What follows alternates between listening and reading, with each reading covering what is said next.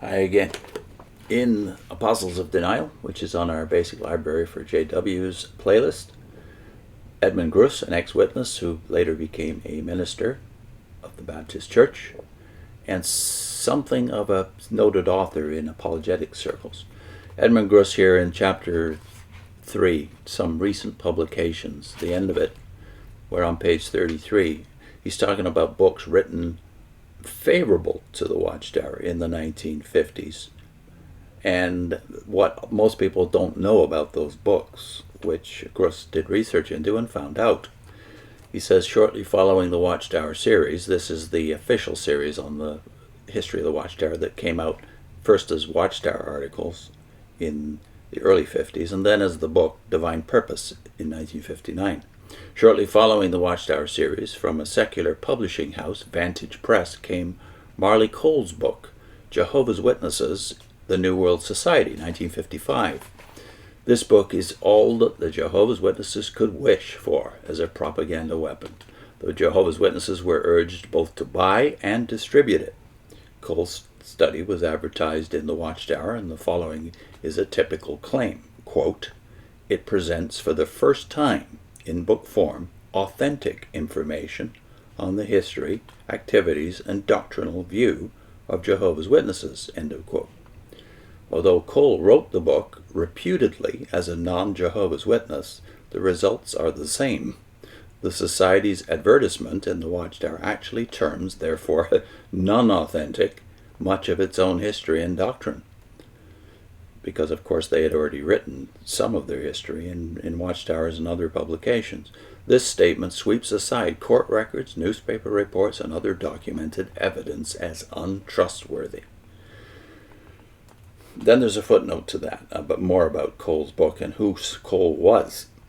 Cole's book was reviewed briefly in the August 5th, 1955 issue of Awake on page 16. Neither the advertisement nor the review gives any hint that Cole was a Jehovah's Witness, a fact the Society seemed determined to hide. That Cole was a witness can be proven beyond question. The following is quoted from a letter dated April 1, 1954, addressed to W.J. Schnell. And remember, Schnell is the one who wrote 30 Years a Watchtower Slave.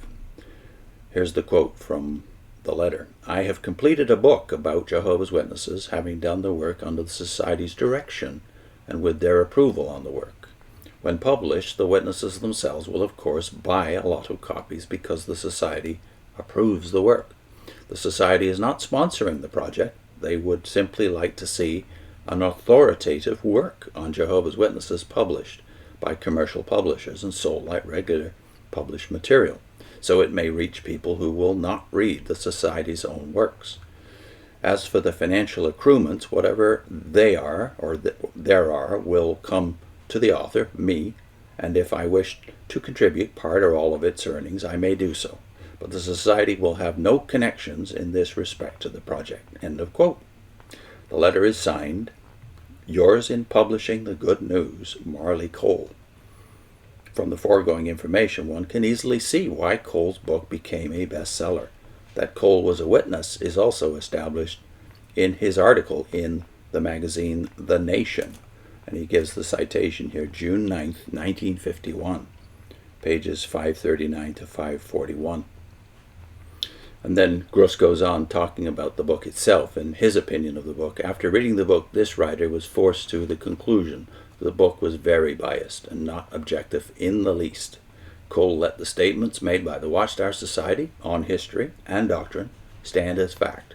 Although the book is well presented and interesting, Cole does not possess the qualifications for the job, for he certainly is not a theologian, nor does he demonstrate that he has any first-hand knowledge concerning the history of the movement outside the biased Jehovah's Witness information which is presented throughout. This writer agrees with the statement of the reviewers in Jehovah of the Watchtower. That's Walter Martin and Norman Klann, by the way. He agrees with the viewers of Jehovah of the Watchtower that, quote, "misrepresentation is exactly what a great deal of this book is, owing principally, however, to the Watchtower sources utilized." End of quote.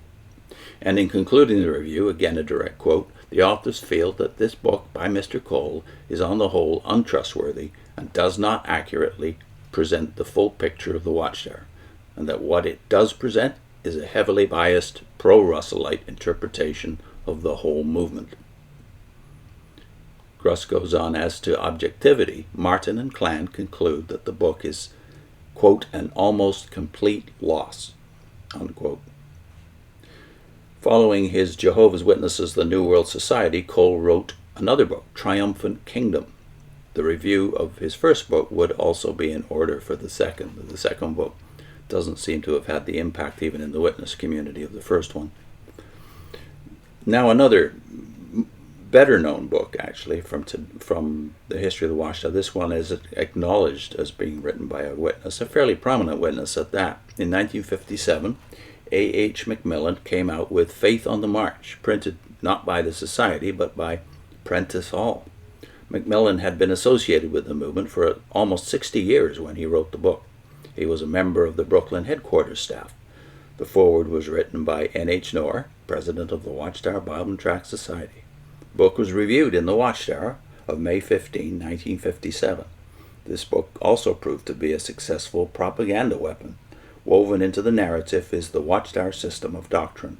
Macmillan justifies and reinterprets doctrinal and date changes.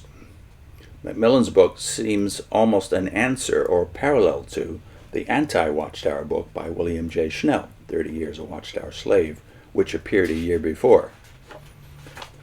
The volume lays open for the first time the inner workings of the Watchtower Society, and for this reason it should be read by all who wish to see the real Watchtower organization.